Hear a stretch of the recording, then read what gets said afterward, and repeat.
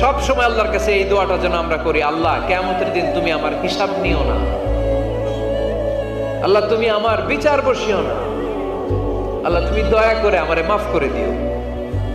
আল্লাহ যার বিচার করবেন ও জাহান্নামে যাবে, আর যার বিচার করবেন না সে জান্নাতে যাবে।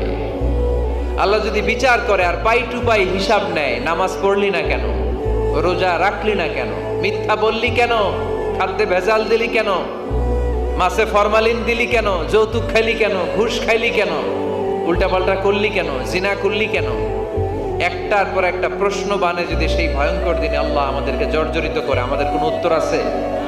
সেদিন আমাদের বাঁচার কোনো উপায় আছে? তাই আমরা সবাই আল্লাহর কাছে দোয়া করবো, আল্লাহ কোনো বিচার টিচার মানি না, কোনো বিচার করতে পারবো না, দয়া করবা। কথা কয় না?